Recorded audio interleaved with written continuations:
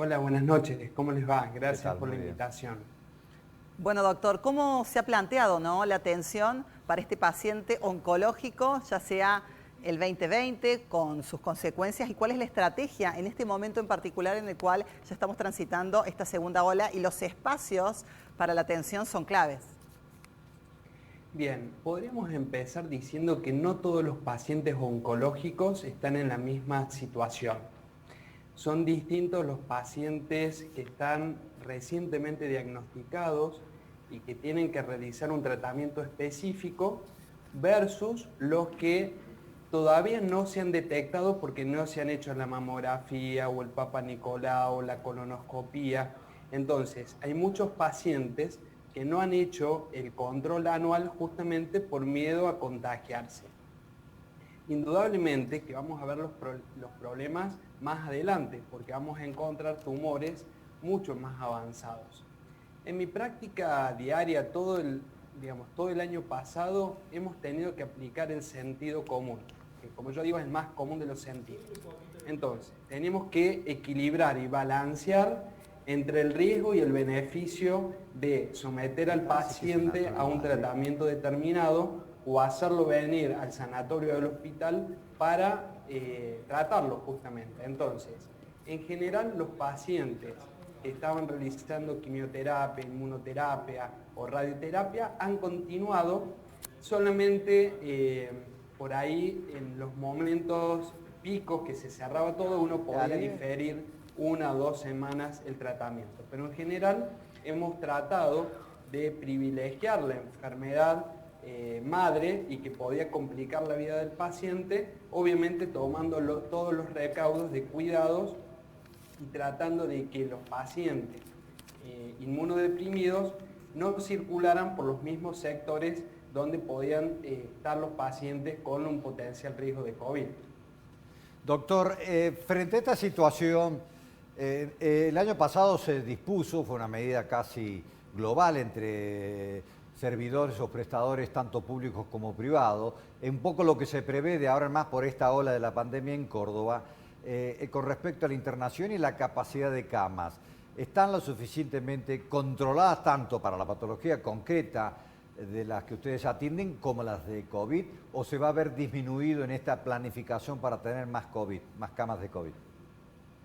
Claro, justamente el problema de esta pandemia es que no podemos establecer cuál va a ser la dimensión exacta del problema. O sea, hoy tenemos un número de casos muy altos, pero concentrados en ciertas zonas geográficas del país.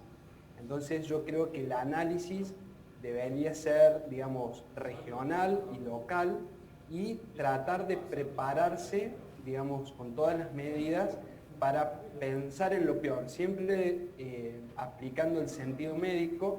Si nosotros nos preparamos para la peor situación, si viene una situación más leve, vamos a estar preparados para atenderla en forma correcta. Ahora, si desestimamos o no le damos la importancia que merece este problema, probablemente nos veamos desbordados, como ha pasado en muchos países del mundo, ¿no?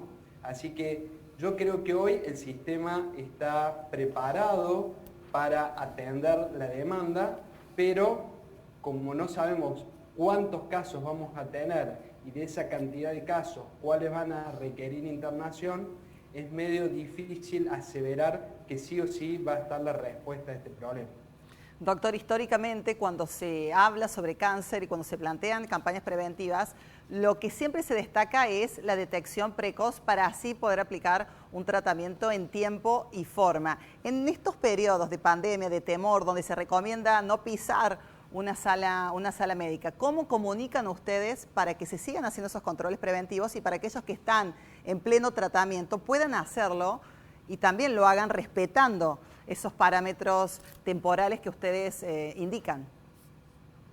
Bien, lo que nos pasó es que empezamos hace más de un año con la pandemia y tampoco sabíamos durante cuánto tiempo iba a durar. Claro. Entonces, las recomendaciones fueron cambiando. Al principio uno le decía, mire, no se haga los controles, espere un par de meses y después venga y hágase los controles anuales. Ahora, lo que pasa es que se han extendido los tiempos y allí, digamos, la información tiene que cambiar. Mi consejo sería que aquellos pacientes que tienen factores de riesgo muy importantes para desarrollar una patología determinada, realizando los estudios en forma cuidada, digamos, respetando el distanciamiento social, respetando el uso de barbijos, y nosotros como profesionales brindándole toda la seguridad del cumplimiento de los protocolos, yo creo que no hay mayor problema. Ahora, si uno tiene que decirle a un paciente que es cardiópata o que es diabético, que tiene una enfermedad reumatológica, exponerlo al riesgo para hacerse una mamografía de detección precoz, por ahí no es tan conveniente. Entonces, para sintetizar el consejo, yo diría, no dejarse de hacer los estudios, pero siempre consultando al médico de cabecera de cada paciente para que ese médico, que conoce al paciente de hace mucho tiempo, pueda ponderar el riesgo y el beneficio y así aconsejarlo de una manera personal. Es muy difícil dar consejos para toda la población en general. Ahora sí, por ejemplo, si una mujer mientras se está duchando se toca un nódulo mamario, esa mujer no hay dudas que no tiene que esperar y tiene que ir a la consulta. ¿Por qué? Porque si ese nódulo mamario es maligno, mientras más tiempo pase sin realizar el diagnóstico y el tratamiento pertinente, obviamente que el pronóstico de esa enfermedad va a ser distinto. No sé si soy claro con la Sí, perfecto. Muy claro, doctor. La última de mi parte, por lo menos. Yo creo que es una situación muy difícil, fundamentalmente aquellos pacientes oncológicos, donde quizás, a lo mejor me equivoco, no es mi especialidad, pero quizás son inmunodeprimidos los más cuidados que deben tener, no solamente por la propia patología que están atravesando, sino precisamente por estar en medio o inmerso de esta pandemia. Sí, exactamente. Le tenemos que enseñar al paciente a cuidarse por sí mismo, pero también a los familiares. ¿Por qué? Porque a veces el paciente se cuida, pero ese paciente tiene chicos adolescentes que salen, tienen vínculos con los padres, y esa persona vuelve al hogar y obviamente allí no se respetan las mismas medidas de distanciamiento como lo hacemos en el exterior de nuestra casa. Por eso, la educación es fundamental, porque muchas veces uno comete errores por desconocimiento. Entonces, gran parte de nuestra actividad profesional diaria es educar a los pacientes cómo cuidarse y cómo asesorarlos para disminuir los riesgos del contagio. Doctor, usted como profesional de la salud, sabemos que abraza esta profesión hace muchísimo tiempo. ¿Cómo se siente usted cuando desde distintos sectores, distintas autoridades plantean que el COVID es la única enfermedad existente y por la única que hay que preocuparse, y tal vez dejando de lado otras patologías complicadas, delicadas, como es el ámbito de la oncología? Sí, yo creo que el problema radica en la comunicación. Por ahí el sentido está bueno, pero si yo lo comunico mal, se puede malinterpretar. Entonces, por un lado, mi análisis es que estamos en una situación complicada a nivel de la pandemia, no solamente a nivel nacional, sino a nivel mundial, pero por ahí utilizar palabras que no son del todo satisfactorias pueden dar lugar a malas interpretaciones. Entonces, yo creo que sí hay que darle muchísima importancia a la pandemia. En mi caso particular, yo estuve internado por COVID, tuve una neumonopatía bilateral, o sea que viví en carne propia lo que hace este bichito, ¿sí? La pasé bastante mal. Entonces, lo que les digo a la gente es que no se deje de cuidar, que tomen esto en serio, porque